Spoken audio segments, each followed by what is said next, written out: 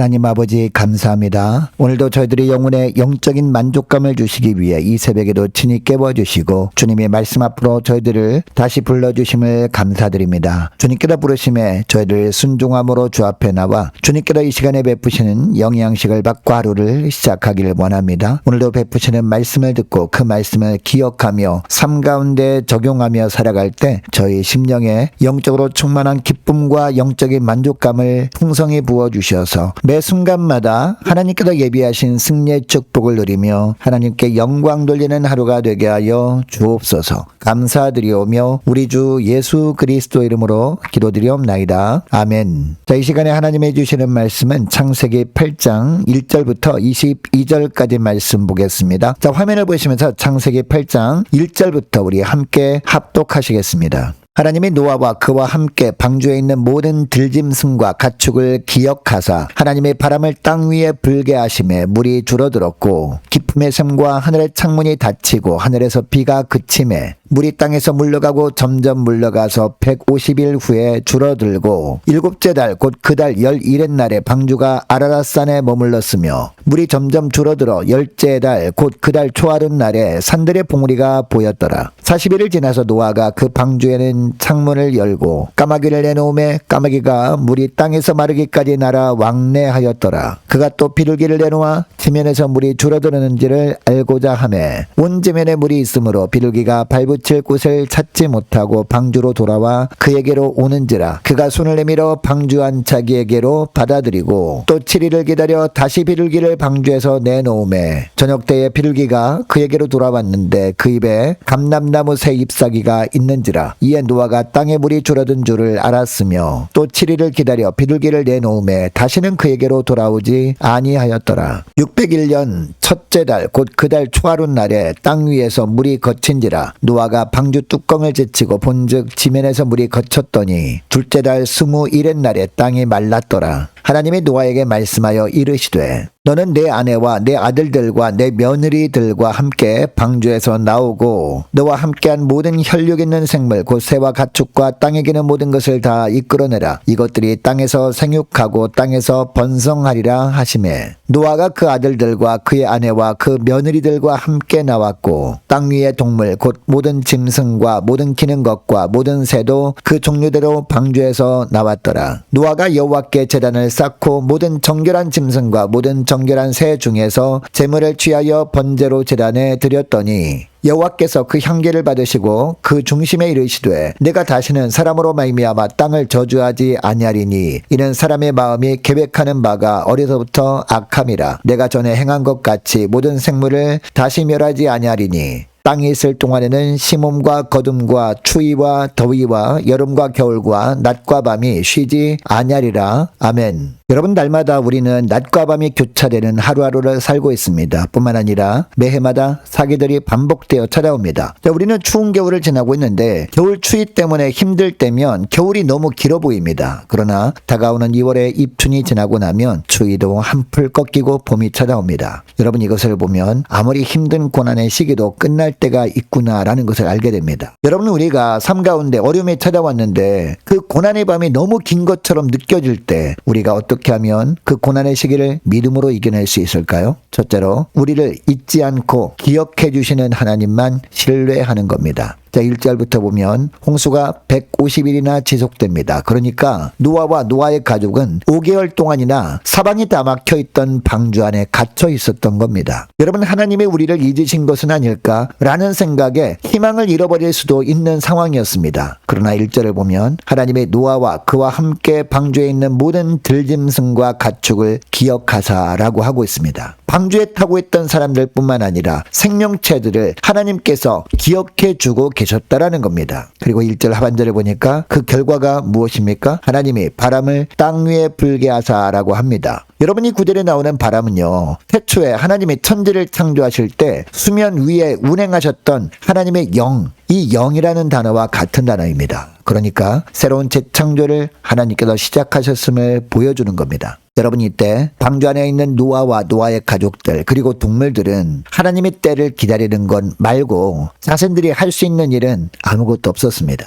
여러분, 이것이 하나님께서 만드신 피조물들의 한계입니다. 그런데 이런 연약한 생명체들을 하나님께서 기억해 주시고 바람이 불게 하셔서 물이 줄어들도록 하신 것은 전적인 하나님의 은혜였습니다. 여러분은 오늘날 어떤 어려움과 고난과 환난 가운데서도 우리가 희망을 잃지 않고 우리가 다시 믿음으로 일어설 수 있는 것은 하나님이 우리를 기억해 주고 계시기 때문임을 믿으시기 바랍니다. 여러분, 너무나 큰 문제를 만날 때 고난보다 더 큰 하나님, 우리의 모든 삶을 기억해 주시는 그 하나님만을 바라볼 수 있는 저와 여러분 되시기를 바랍니다. 우리의 삶을 기억해 주시는 하나님만을 의지할 때 성령 안에서 진정한 안식과 쉼을 누리게 되는 줄 믿으시기 바랍니다. 둘째로 우리의 삶을 회복시키길 원하시는 하나님을 기대하는 겁니다. 자, 13절부터 보니까 노아가 601세 되던 해 1월 1일에 땅에서 물이 거칩니다. 그리고 2월 27일에 완전히 땅이 말랐고 하나님의 때가 되었을 때 하나님은 노아에게 방주에서 나오라라고 하십니다. 이에 대해 노아 노아는 변함없이 순종합니다. 여러분, 노아는 방주에 있는 동안 너무나 답답했을 겁니다. 물이 줄어든 것을 느끼면서 너무 기뻐서 빨리 밖에 나가보고 싶은 마음이 굴뚝 같았을 겁니다. 그러나 노아는 끝까지 자신의 판단대로 행동하지 않습니다. 오직 하나님의 때를 기다립니다. 17절을 보면 이것들이 땅에서 생육하고 땅에서 번성하리라 라는 말씀이 나오는데, 여러분, 방주 안은 피난처였지 생육하고 번성할 곳은 아니었습니다. 그래서 모든 혈육 있는 생물들이 생육하고 번성할 터전인 방주 밖으로 하나님께서 나오게 하십니다. 모든 것이 하나님의 철저한 주권 아래 진행되어 갔습니다. 그러니까 하나님의 재창조의 역사를 이루기 위해서 방주에서 나왔던 겁니다. 이렇게 하게 하심으로 말미암아 하나님께서는 땅에서 생육하고 번성할 것이라고 노아와 맺으신 언약을 지키십니다. 여러분, 삶 가운데 어떤 시련 가운데 있어도 너무 조급해하지 말고 하나님께서 회복시키실 때를 잠잠하게 기다릴 수 있는 저와 여러분 되시기를 바랍니다. 하나님의 때가 차면 하나님께서 우리의 불완전한 삶의 질서를 잡아주실 것이기 때문입니다. 또한 불안하고 답답했던 우리의 삶에 희망과 소망의 빛을 비추어 주실 것이기 때문입니다. 주님은 반드시 광야의 길을, 사막의 강을 내시는 하나님이십니다. 이런 약속을 하신 그 말씀을 하나님이 반드시 지키시고 우리들의 삶을 회복시키시는 그 하나님만을 기대하며 믿음으로 살아가는 복된 하루가 되시기를 축복합니다. 셋째로, 우리의 삶을 이해하시는 하나님을 예배하며 사는 겁니다. 여러분, 하나님의 말씀대로 방주에서 나온 노아가 가장 먼저 했던 일이 무엇이었습니까? 20절을 보시기 바랍니다. 여호와께 제단을 쌓고 모든 정결한 짐승과 모든 정결한 새 중에서 제물을 취하여 번제로 제단을 쌓고 하나님께